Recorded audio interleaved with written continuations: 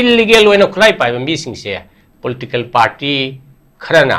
mase khulai oina sinare hariba mase sinare ga di 2027 ge election da free and fair election to bungam gadra ngamoidra bise question mark amane hariba aduna bosi karing manina laiba political party paisa paiba kangu dungdudi paisa piraga ngasagi khulai paiba sing sisu sum nek praina koi chingkhana chingna khala hariba ni everything na te go tori mong sina khulai paiba na hauge 2024 ge election da ngasagi khulai paiba mi sing sina political party amagi favor da to manba congress party ki candidate ki leiba agent sing mayam to lon tan thorokba mase imphal da su kya thokrabani ai thongju su thoi papang khodim ru thoi jam large scale oina yam well plan oiraga masagi adu boy magi polling agent do leidra boy di kanangon impersonation to ndro pangsa thada ba yagra ne riba ada laibak thibdi atopa mana ka sagi khoi ki polling ge leiba staff sing se khoi polling personnel ka we ko saliba mi sing su mokhoi je matam da question tawdi hariba ma mathwai hingaga loire na halakwa mokhoi ge uri se board se matam chana kanu ma hariba matam se da smooth oil lotion ge ba aran ba yaw ge yaw roi to moi mami se loi gra loire ai hingoro loi si da ne ba masi musu yam laibak thebni especially single am da de khoina sum ta ba da election da te selection da harim ne hariba khun ning thawam la aga kari hani ballot paper da tawringai matam da so ballot paper the puro ai loi nam ga na sum nang go doini ada polling cell mi sing da loi si da 100% oi nam bi gano ai ko kadi hai ni kanu kap tang de ballot paper khar de thambi ho gra na moi ma sa se oi na ba irregularity do obvious orak ta na ba mai dong to gen hai aduna election se kari hai ni paisa gi power muscle power masi me am ji loi na khange ko adu masi khitang kena to ge har ga ta de ko ibo so bi na hai ba masi da thengna ga de mi se manipur ki youth sing ne hariba manipur ki voter sing ne hariba manipur ki voter sing na manipur ki youth sing na makhoi ge right se masi yamna maru oi ba right ni amuk tang chahi manga da phangbani masi ge constitutional pi ro right se ma ge apamba aningba gi matung ne exercise to bodo bani haidana masi moi participate to hom thoi adu da natana koi to mani su hariba election lak pa se yamna ekhoi ge lam masi gi future lep ko de ba mi se karma political party no karma mi na ekhoi gi future lep ko de no se voter sing na yamna khanthabam to ere ba ekhoi gi hanga gi ba paisa khara piram ba natraga khudong cha ba ngasai mayum cha ba adu ma to go du da tongna chakhra ga de ekhoi gi manipur gi future se kari hani kari oi ga de mayam khangbe ro hojik lei ba khudong cha da ba crisis le ba adu ma manipur amamu halakani habe se oithokpa yaba poni aduna voter sing na gyan taba ama darkar oyana adumai tong ke pamu khogi maroina mamangi august ki da khogi rahul gandhi na vote chor ki campaign harpo matam da khogi particular khoi constituency amakhak maming panche khogi mahadevapura aduga handak kisna mo karnataka gi khogi alan hariba khoi constituency da khogi voter dilation se mase khoi congress na majority wa le ba pham da ne he na to ba ha ba na congress na election mai china bagi macha amasu hele ha bagi pot am khang ni masida khogi ruling amadi khogi eci ani se pulla kanda mo khoi da target to bagi pot am khak yam phasana khogi rahul gandhi na pale adubu lairiba se khogi pamuna sung sai bi ki ba khogi system se soi ba system se khogi matang patam chana sem do ba makhak ti changi masida party gi adu da thi da bida mase matung tarak da su har ba system se damak lei tar ga any party am na ruling or opposition lek tar ga su masigi system se damak torok pa ya ba gi por makhak lei bine pabung gi overall view da kama yingwi jike election gi missionary se ketang ai panjarang ge okay khogi India ki maruina parliament ki election to ba state assembly ki election to ba mase even president musu vice president ki election to ba ko pase election commission of India na tawi constitution ki article 324 amasung 325 si makha da tawni ada election commission se thangi changbai de moi se constitutional oiba adugumba institution namani aduna ai khuding mangna khangi smaina constitution oiba institution nama organization nama ise magi masagi autonomy legadabani ebse ma independent oina executive ki amasung legislature natraga ategi kari hani inward yaudana influence yaudana ma free and fair oina aki ba leitana ma koi thabak togadabani hana ma constitution na pijabani hariba ada election commission se ekoina kan Imphal gi DC ka wai matam 1990 ka swai sida koi 1991 da parliament election tawi ai returning officer wai matam du di mayam tabi rang re TN session je ma se chief election commissioner wai aphau bani ma se ma cabinet IS officer or ga cabinet secretary ko or maga ma se yamna rule da thabak to ba du ba nupa ni yamna managa chief election commissioner oi matam sida political parties in khuding maksu mabu respect tawi aduga respect to budana tana mokhoina karigum aran ba ma tawraga di moi mathakta punishment lakadra haina adugi aki basu sum lairmani adu dana tana election ka mana oi ngai matam du the election commission gi makha da la eba structure se ai harpan gi hariba election commission gi makha da amuk lajina state khuding wakta amuk chief electoral officer aina happy chief electoral officer se even aisu sahi humari ojaram he 2013 dagena 15 16 17 bhaw 16 bhaw oiram me hariba oiba se even election commission ge mas chief electoral officer hap se bhawa election commission ge aya ba yaudragadi state government hapangamde panel ama thadoini adudagi mako election commission asina oibana masi matik jayana khallaga dumai tawna khallaga election kaino ka chief electoral officer oi aduna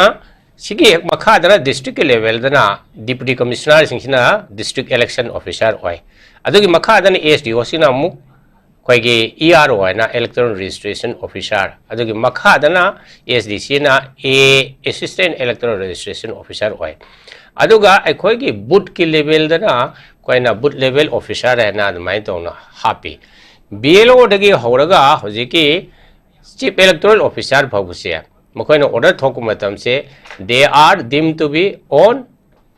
deputation to the election commission of India and haini haba wo election commission ge staff ni election commission ge superintendence control amasung discipline ni makha thabak lawni ana thabak tawgadamni ana makoi si state government gi employee ojaraga so election commission direct control tawbunga mi haiba adumagi provision lei hariba aduna suppose DC wana thabak tawbu tar su CO and thabak tawbu tar su ERO and thabak tawbu tar ga su makoi se election commission gi makha da mogi direction da thabak tawgadamni haina lei transfer tawbunga mi election matam da kariguma kanaguma DC natraga SP not even DGP bo transfer tawidana ko hogi ba election khara da makoina karigumba election ma conduct tawng matam sida karimo officer amana tawgudaba magi kanosi partial oina tawni ga singra aba political party amagi mission ga chang da word e ma lawthu oidana mai dawna lawthu e hariba adu makhudum ga su mayam lai ai isam ga thengna bada su ko adula live problem di sinida live problem se kamai dong hore no da number 1 da electoral roll shame se election commission gi direction matungina magi rule gi matungina representation of the people act 1950 gi makhada electoral roll shame ko lo and leire hebako ad electoral roll shame matam sida asoiba arahan basi yam yorokpa hujiki hariba karnataka gi hai su go karam ba soiba yauge da ai har puthroke ba khona thengna rakpa da che 2013 ga swai da khona parliament election to matam sida electoral roll se revision to we electoral roll se kamai to ge na yeng matam se da electoral roll se da mi emagi maming se ai ming se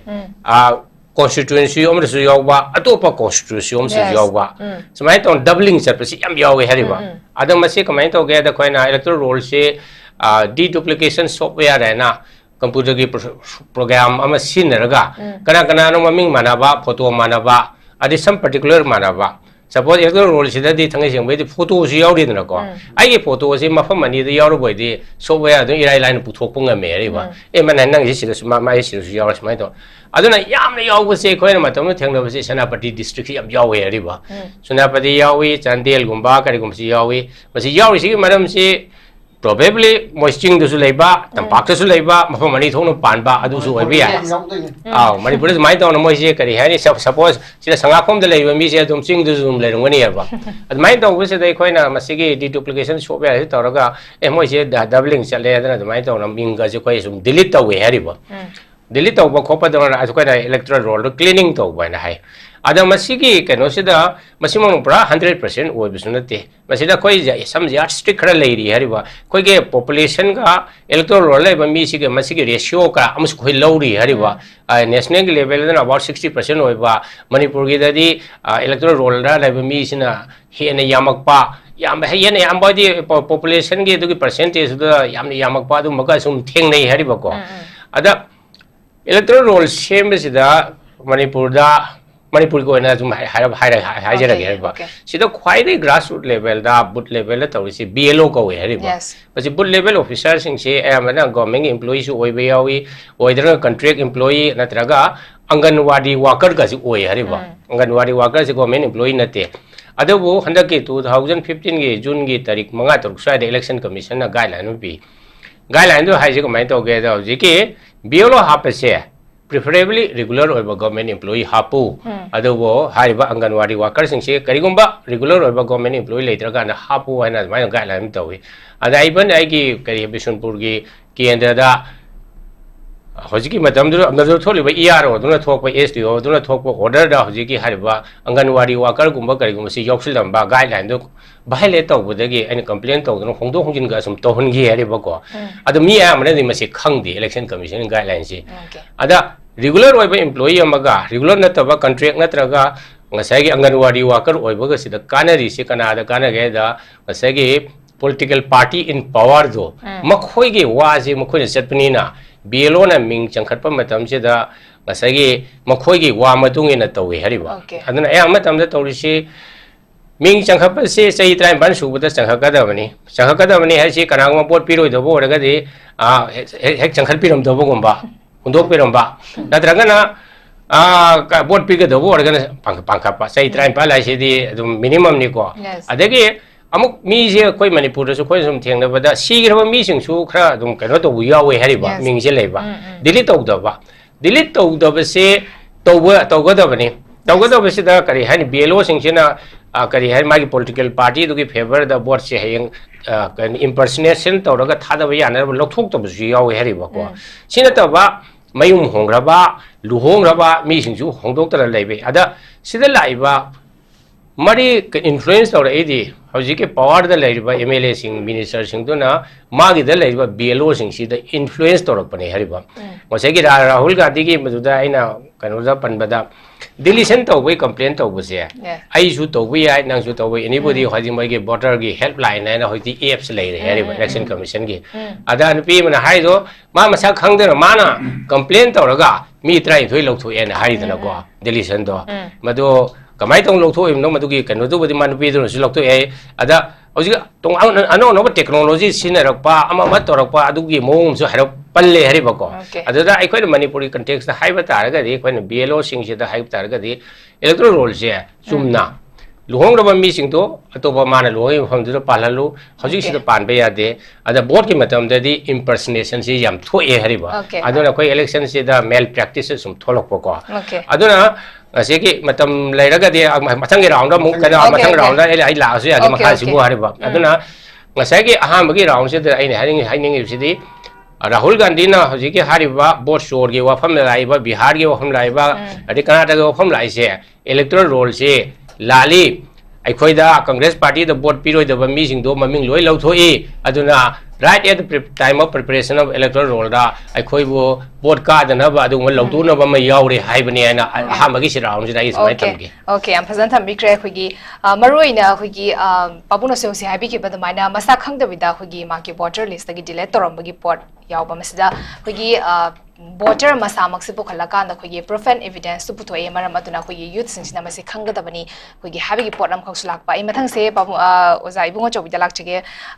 Rahul Gandhi na man oina target tori bese khoi gi youth sing dani khoi gi youth sing sina khoi gi future pillar oi gadori bena youth sing sina hariba sigi mayam sida khoi thizen umjan bam khoi se aware oi ba ma changi haba wafam dani thami bese khoi gi praja sing pamu Nabakishore da lak chige pamu khoi gi system shoiba high system soiba se khoi kana na sem to ko ton har kana ma ꯃꯗꯨꯗ ꯌꯥꯎꯔꯤꯕ ꯕ꯭ꯌꯨꯔꯣꯀ꯭ꯔꯦꯠ ꯑꯣꯐꯤꯁꯔꯁꯤꯡꯗꯨꯅ ꯑꯩꯈꯣꯏ ꯁꯦꯝꯗꯣꯛꯀꯗꯣꯏꯅꯤ ꯍꯥꯏꯔꯤꯕ ꯁꯤꯁꯇꯦꯝꯁꯦ ꯑꯗꯨꯒ ꯄꯥꯔꯇꯤꯒꯤ ꯋꯥꯐꯝ ꯍꯥꯏꯔꯒꯁꯨ ꯑꯩꯈꯣꯏ ꯄꯥꯔꯇꯤꯁꯤꯗꯤ ꯖꯁ ꯅꯦꯝ ꯁꯦꯛꯅꯤ ꯃꯗꯨꯗ ꯌꯥꯎꯔꯤꯕ ꯃꯤꯁꯤꯡꯗꯨꯅ ꯊꯕꯛ ꯐꯖꯅ ꯇꯧ ꯇꯥꯔꯒꯗꯤ ꯑꯩꯈꯣꯏꯒꯤ प्रजाꯁꯤꯡꯒꯤ ꯁꯦꯟꯇꯤꯃꯦꯟ ꯈꯪꯅ ꯊꯕꯛ ꯇꯧꯔ ꯇꯥꯔꯒꯗꯤ ꯃꯗꯨꯒꯤ ꯄꯥꯔꯇꯤꯗꯨ ꯌꯥꯝꯅ ꯐꯩ ꯍꯥꯏꯕꯒꯤ ꯄꯣꯠꯁꯤꯁꯨ ꯃꯌꯥꯝꯅ ꯑꯗꯨꯝ ꯍꯥꯏꯅꯗꯣꯏꯅꯤ ꯌꯥꯎꯔꯤꯕ ꯃꯤ ꯑꯗꯨꯒ ꯑꯦꯅꯤ ꯑꯩꯈꯣꯏ ECIꯗ ꯑꯣꯏꯇꯥꯔꯁꯨ ECIꯗꯨꯗ ꯌꯥꯎꯔꯤꯕ ꯑꯩꯈꯣꯏ ꯑꯣꯐꯤꯁꯔꯁꯤꯡ ꯑꯩꯈꯣꯏ ꯁ꯭ꯇꯥꯐꯁꯤꯡ ꯍꯥꯏꯕ ꯇꯥꯔꯦ ꯃꯗꯨ ꯃꯌꯥꯝꯗꯨꯅ नियम चुमना थबक तो तौ तारगदी लोइनबक अदुम हाइदी सिस्टम सोइरे हाबसे कनामतन हाइदरोइदबनी मदु यारिबा मिसिंगुना सिस्टम सोइना थबक तोरकपदुना कोइ सिस्टम सोइरे हाइना प्रजासिंगना वकल आइबनी अदुबु मणिपुरगी इलेक्शन सो कोइ कुइट्रे 27 दने हारि अदु तारगदी हौजिके लेरिबा कोइगी सिगी वोट चोर नत्रगना कोइगी वोटर्स सिंगसे मसा खंगदना डिलेट तोरंबा अदुगा अहेनबा वोटर्स सिंग हब्सलंबा हाबे तारे मसिगी मतांगसे कोइगी मणिपुरगी प्रजासिंगसु election so maya naksalam ni na koi yamne aware oi base tangai fade na khanbi bra pam kamai thami aware oi pa yam darkar lai hojike congress party na electoral roll shemba da lana shemba mi lising taru mu hena yes lokhu e kan to re puthori se maram cha de kan to re se mase yam phaba adugumba khongthang amani masina india punamakta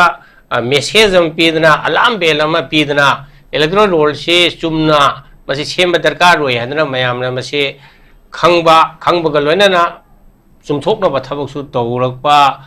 darkar loi haina mai tawna haijage ada ani subada hojike rahul gandhi na election commission ge maroina chief election commissioner ba gyanesh kumar kawi mangonda khara maral siri maral siri kainoni organization amana makha da soira ga su mathakta top ta leba mi maduna daida logda bani is responsible ko amana budi hojike rahul gandhi ge maral siri sida masi baseless ne na admai tauna reply ma piri hariba ad madu khakta haibagi mahutta mana sirei ba maran se specific oiba maran yam yauri hariba specific oiba maral oragadi man haiba si chummi natraga lali hai se election commission na haidraga su magi leriba state leriba chief electoral officer subu adobo pakumam pifam di thu idna kwa pakum pidna hekta baseless haiba du di madu id kari haini kari haini tangoi advocate ho yauri aduna evidence based oi di hariba evidence based oi gadawne bai khoina hariba makai singse aduna ma pakum pifam da aina tv discussion india today da yemgada electoral roll gi matang si bihar gi lak phu manga lokthok koi matang si discussion tawi maduda hani chief election officer chief election commissioner oramba query si yawi aduda natana hojige rawat hyderabad chief election commissioner ormani ma yawi adage resign to ge ashok labasa na ma yauri moi ahum na piba paukhum je sine suguma allegation ma pira boidi election commission na ma se pakum pigadabni sin specific wena mako mako mod mane adi lali bo hasu chumi bo hasu kari bo lali ha lalamba tar election commission ju magi laiba organization je chawbuni na aranba sum torumbi ai hariba madu invite to gadabni hariba invite toraga madu akoi sum thoksage hai gadabni hariba adu nata beda adum election kari hani gyanesh kumar election commission baseless khakta na haiba masi pakum je di id sufficient oidi ana khali adaga ani subada hojike electoral politics ki matang se election the free and fair oi bai matang se ai keno khaitang ai experience tai su khara azum help share to jage hariba manipur da election to se tampak ki di solong khoi tampak sidi more or less 99% di ai khamada free and fair oi na to we have ai 1% goma impersonation goma 2% goma torongani ko ya mana sum to ni adubu tampak da election se free and fair oi base 2024 की MP के election दे मसे free and fair ओइदना बा disturbance याम लग रहे हरिबा अखोई के experience ता even आई के लेका द लेबो polling station दा लेबा मरुना हजि के एक त पंजरा के को political party सु कांग्रेस पार्टी की लेरिबा कई है कनो से election polling agent का वे polling agent से मोय नो मई पाइबा मी मरी मंगा लाग नंग polling agent फंबा यारो है ना polling station दे के सिंथोगा फमंदी हरिबा हाइजे पोलिंग स्टेशन अमत नते पोलिंग स्टेशन मणिपुर की तंपाक की लेबा पोलिंग स्टेशन अमदा खुलाई पाइबा से सिनरे हरिबा मसी याम लाइबक थीबा खुलाई पाइबा मीसिंग इलीगल ओइना खुलाई पाइबा मीसिंग से पॉलिटिकल पार्टी खरना मसी खुलाई ओइना सिनरे हरिबा मसी सिनरगदी 2027 के इलेक्शन दा फ्री एंड फेयर इलेक्शन तोबु ngमगदरा ngमोइदरा बसे क्वेश्चन मार्क अमने हरिबा अदना बोस कानिंग बनिना लाइरबा पॉलिटिकल पार्टी पैसा पाइबा कांगु दुंगदुदी पैसा पीरगा ngसागी खुलाई पाइबा सिंगसिजु सुम नेक प्राइन कोइ चिंखन चिंगना खला हरिबा नि एबदी नते को तौरिबा मोंग सिना खुलाई पाइबा ना हौगी 2024 के इलेक्शन दा ngसागी खुलाई पाइबा मी सिंगसिना political party amagi favor da tobu manba congress party ki candidate ki leiriba agent sing mayam to loin tan thorokpa masi imphal da su kya thokrabani ai thongju su thoi papang khodim ru thoi jam large scale oina yam well plan oiraga masagi adu boy di magi polling agent do leidra boy di kanangon impersonation tongdra pangtha thada ba yagra ne riba ada laibak thibadi atopa mana ka sagi khoi ki polling ge leiriba staff sing se khoi ki polling personnel ka oi ko saliba mi sing su mokhoi je मतम दा question तौदी Hariba म मथवाई हिंगगा लोइरे हन हलकपा मखोइगे उरिसे board से मतम चाना कनो हारिबा मतम से दा स्मूथ ओइल रोशन गेबा अरान बा यावगे याव रोइ तो मोय मबिसे लोइग्रा लोइरे आई हिंगोरो लोइरे सिदनेबा मसी मसु याम लाइबक थेबनी स्पेशली सिंगल लम दा दे खोइना सुम ताबदा इलेक्शन दा ते सिलेक्शन दा हरिमने हरिबा खुनगी निंगथौम लागा करी हानि बैलेट पेपर तौरिङै मतम दसु बैलेट पेपर तो पुरो आई लोइ नमगे ना सम नंग दोइनि आदा पोलिंग चलिबा मिसिंग दा लोइ सी तारे 100% ओइन नंबी गनो आई कदि हानि कनो कप दंग दे बैलेट पेपर खर दे थंबी हो ग्रायना मोइ मसा सेफ ओइना बा इरेगुलरिटी दो ऑब्वियस ओरक्तना बा माइ दंग तोगेन हाइ अदुना इलेक्शन से करी हानि पैसा की पावर मसल पावर मसी मैम जी लोइन खंगे को अदु मसी खतंग केना तोगे हरग तारे को इबो जोगिना हारिबा मसीदा थेंगनगदर मिसे manipur ki youth sing ne hareba manipur ki voter sing ne hareba manipur ki voter sing na manipur ki youth sing na makhoi ge right se masi yamna maru oi ba right ni amuk tang chahi manga da pangbani masi ki constitution pi ro right se ma ge apamba aning ba gi matung ne exercise to bodo bani haidana masi moi participate to hom thoi adu da natana koi to mani su hariba election lak pa se yamna ekhoi gi lam masigi future lep ko deriba mi je karma political party no karma mi na ekhoi gi future lep ko dur noi se voter sing na yamna khanthabam to heriba ekhoi gi hanga gi ba paisa khara piram ba natraga khudong chaba ngasai mayum chaba adu ma to bodu da tomna chakhra ga di ekhoi gi manipur gi future se kari hani kari oiga da gi mayam khangbiro hojik leiriba khudong cha ba crisis leba adu ma manipur amamu halakani habe se ओइथोपा याबा पोनी अदना voter सिंगना ज्ञान ताबा अमा दरकार ओयना अदमाय तोना रोइबे round से हाइजगे ओके या फजन थम्बिख्रे खोगी वोटर सिंगना खोगी अवेयर ओइबा मदि ज्ञान ताबा मखक जांगी हाबनी खोगी मणिपुर नत्रगा खोगी इंडिया हर सुयारे खोगी इंडिया मणिपुर हरिबा खोगी लमसे यामना मरा चेना इंगना चपना पाल हनगे हाय तरगदि खोगी वोटर सिंगिसो चोबा राइट अमा खंगनि मरामदि लेंगाक लक्कदोरिबा खोगी मिहुतसे खोगी प्रजा सिंगना माकी मसागी राइट टू सिनारा कांदा खोगी इलेक्शन गी थ्रू द मसागी राइट टू सिनारा कांदा खोगी पिखलक्तोरिबनिना ए लोशलपा